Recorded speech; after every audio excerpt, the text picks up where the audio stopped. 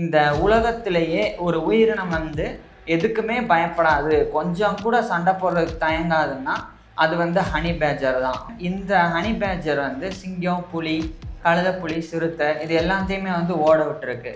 இருக்கிறதுலே ஒரு ரொம்ப டஃப்பான விலங்கை இது வேட்டையாடும். அதை வேட்டையாடி சாப்பிடும்னா அப்படி எந்த விலங்கு? தேள், அதுக்கப்புறம் இந்த தவளை, அதே மாதிரி கோழி, பறவை, அதே மாதிரி பாம்பு, இன்னும் சொல்ல போனா இந்த கோப்ரான்ற நாகப்பாம்பு இருக்குல்ல, அதை கூட இது வேட்டையாடி சாப்பிடும். கோப்ராக்கெல்லாம் பயங்கர விஷம் இருக்கு.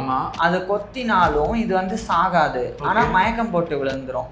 அது எப்படி ப்ரோ இதுக்கு மட்டும் இவ்வளவு ஸ்பெஷலா இருக்கு? அதனோட தாட அமைப்பும், பல்லு, அதுக்கப்புறம் அதுக்கு இருக்கிற பலம், இதெல்லாம் வச்சு இது இந்த ஆமை ஓடு இருக்குல்ல, அதே உடைச்சிட முடியும். இப்ப இதுக்கு ஹனி பேட்ஜர்னு பேருக்கு ஏத்த மாதிரியே தேன் இருக்குல்ல, அதை கூட போய் சாப்பிடும். இது இல்லாத இடம் அப்படின்னு நம்ம சொல்ல முடியாது, இந்த குறிப்பிட்ட இடத்துலதான் வாழும். இது ஒரு நாடோடி மாதிரி. இதுக்கு ரொம்ப சோம்பேறித்தனம், டயர்ட் ஆயிருச்சுன்னா இந்த கரையான் குத்து, அதுக்கப்புறம் மற்ற அந்த முள்ளம்பன்றி அது தோன்றுனது, அதுக்குள்ள போய் கூட அது வேட்டையாடி அதை சாகடிச்சுட்டு தான் இது போய் தங்குமா? சரி, இது ஒரு சிங்கத்துக்கும் ஒரு ஹனி பேட்ஜருக்கும் ஓகே ப்ரோ, ஒரு யானைக்கோ இல்லை ஒரு ரைனோசரஸ்க்கோ இல்லை ஒரு குரோக்கடைலுக்கோ இந்த ஹனி பேட்ஜர் தனியா நின்று ஃபேஸ் பண்ணால் யார் ஜெயிப்பாங்க?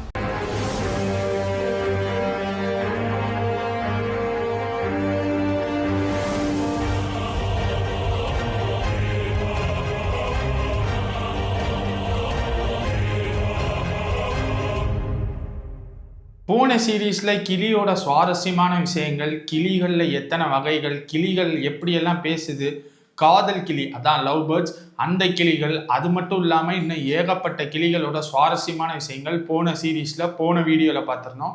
இந்த சீரீஸில் இந்த வீடியோவில் ஒரு உயிரினம், அந்த உயிரினம் ரீசெண்டாக ட்ரெண்ட் ஆச்சு. அந்த உயிரினத்தை பற்றி பாதி பேர்த்துக்கு பாதி விஷயங்கள் தான் தெரிஞ்சிருக்கும்.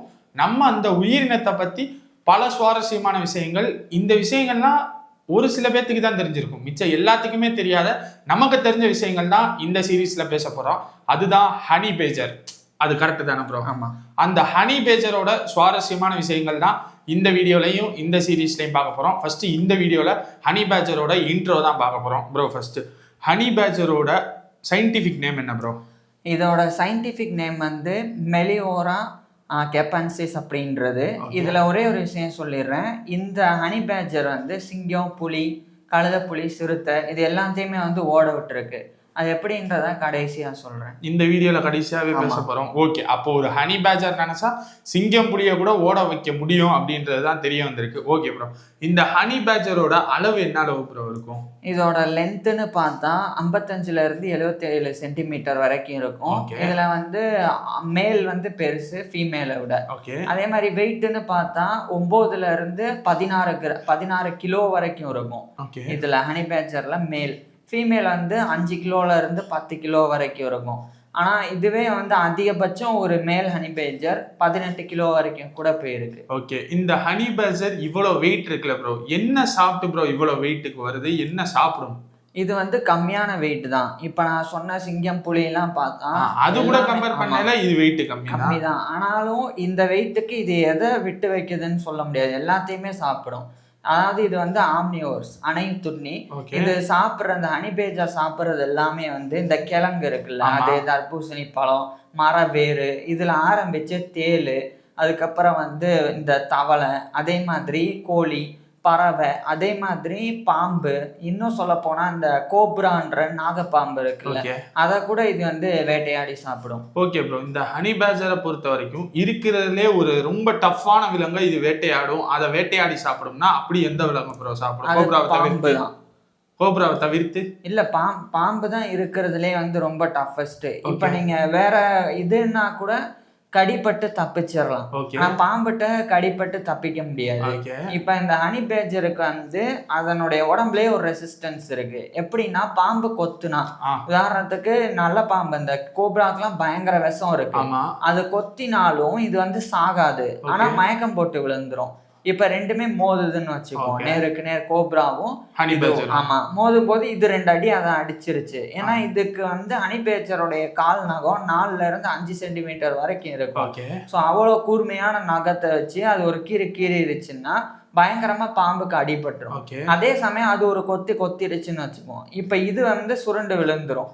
எது ஹனி பேட்ஜர் அந்த விஷத்தினால. ஆனா அது மயக்கம் மட்டும் தான் போடும். அதுக்கப்புறம் கொஞ்ச நேரம் கழிச்சு இல்லைன்னா எந்த ஆபத்தும் கிடையாது, மறுபடியும் முழிச்சிரும். முழிச்சா இந்த கோப்ரா அங்கேயே விழுந்து கிடக்க வாய்ப்பு இருக்கு, இல்லைன்னா அங்க இருந்து கொஞ்ச தூரம் தான் தள்ளி போயிருக்கும். ஸோ அதனால அதை தேடி பிடிச்சி இந்த ஹனி பேட்ஜரை வந்து மிச்ச மீதியை மொத்தமா வேட்டையாடிட்டு தலையில இருந்து உடம்பு வரைக்கும் முழுசா வந்து வால் வரைக்கும் முழுங்கிரும். இதுல ஒரு ஸ்பெஷாலிட்டி என்னன்னா, ஹனி பேட்ஜரோடைய பைட்டிங் ஃபோர்ஸ் வந்து இதோடைய உடம்புக்கு ஜாஸ்தி, 300 PSIக்கு மேல இருக்கு. அதாவது இது வெயிட் வந்து 18 கிலோ தான் இருக்கும், ஆனா இதோட அதிகபட்சமே 18 தான். சாதாரணமா பார்த்தா 16 கிலோக்குள்ளதான் இருக்கும். ஆனா அதுக்கே வந்து 300 PSIக்கு மேல இருக்கு. அது எப்படி ப்ரோ இதுக்கு மட்டும் இவ்வளவு ஸ்பெஷலா இருக்கு? அதோட தாடை அமைப்பும், பல்லு, அதுக்கப்புறம் அதுக்கு இருக்கிற பலம், இதெல்லாம் வச்சு இது வந்து இந்த ஆமை ஓடு இருக்குல்ல அதே வந்து உடைச்சிட முடியும் ஒரே கடியில. அதனால இது பாம்போடைய தலைய ஒரு தடவை பிடிச்சிருச்சுன்னா ஈஸியா மண்டை ஓட்ட பொழந்துரும். அந்த அளவுக்கு இதுக்கு வந்து பலம் ஜாஸ்தி. இப்ப ஏற்பட்ட ஹனி பேட்ஜர் வந்து எதுக்குமே வந்து பயப்படாது, ஃபியர்லெஸ். அப்படின்னா கின்னஸ் வேர்ல்ட் ரெக்கார்ட், இந்த உலகத்திலேயே ஒரு உயிரினம் வந்து எதுக்குமே பயப்படாது, கொஞ்சம் கூட சண்டை போடுறதுக்கு தயங்காதுன்னா அது வந்து ஹனி பேட்ஜர் தான். இதுக்கு வந்து ரேட்டல் அப்படின்னு இன்னொரு பேரும் இருக்கு. இப்ப இதுக்கு ஹனி பேட்ஜர்னு பேருக்கு ஏத்த மாதிரியே தேன் இருக்குல்ல, அதை கூட போய் சாப்பிடும். இதோடைய தோல் தடிமன் வந்து கிட்டத்தட்ட 6 மில்லிமீட்டர் இருக்கு. இப்ப 10 மில்லிமீட்டர் சேர்ந்தா 1 சென்டிமீட்டர். இப்ப இதோடைய தோல் 6 மில்லிமீட்டர்னா மனுஷங்களுடைய தோலை விட 3 மடங்கு ஜாஸ்தி இருக்கும். திக்னஸ் ஜாஸ்தி.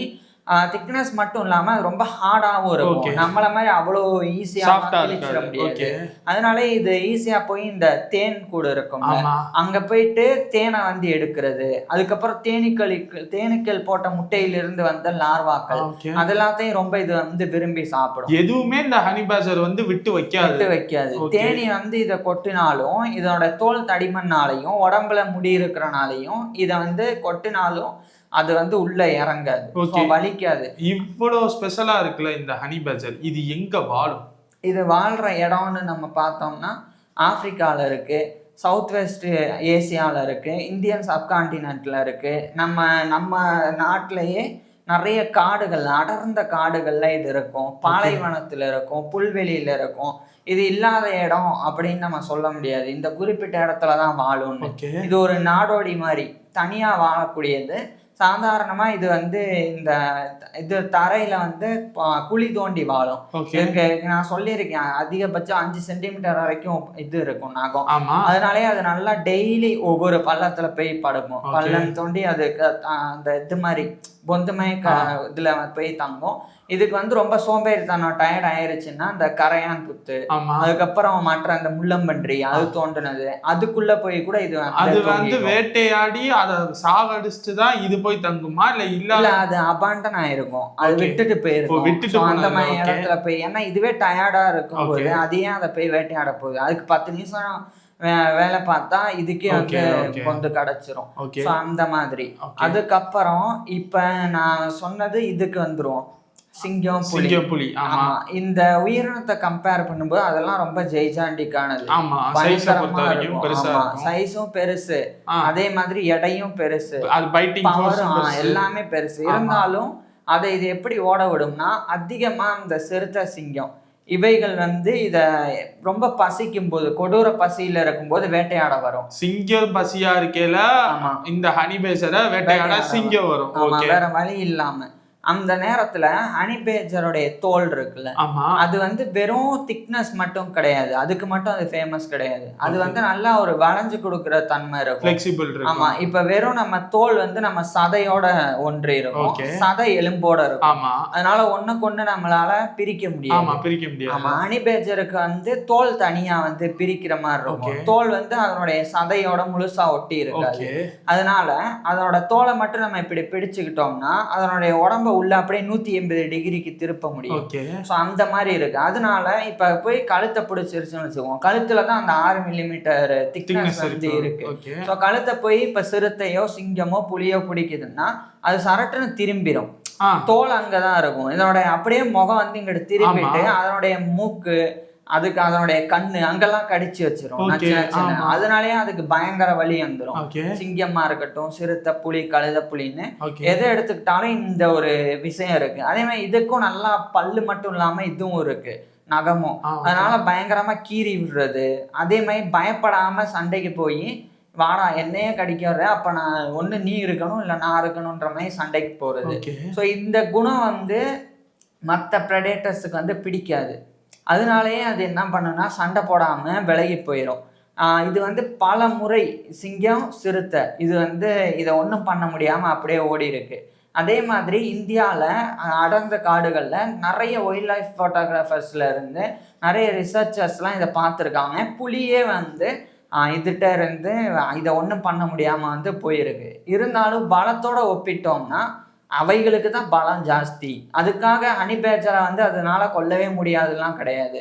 ரொம்ப கொலை பசியில் இருந்தால் என்ன அடி வாங்கி கடி வாங்கினாலும் அதை எப்படியாவது இதை கொன்னுரும். இருந்தாலும் இந்த ரொம்ப அது வந்து முயற்சி பண்ண வேணாம்னு நினைக்கும்ல. இதுவே இருக்கிறது 20 கிலோ கிடையாது, 20 கிலோ கூட கிடையாது. இதை அடிக்கிறதுக்கு இவ்வளோ இதுகிட்ட அடி வாங்கணுமான்னு யோசிக்கும்ல.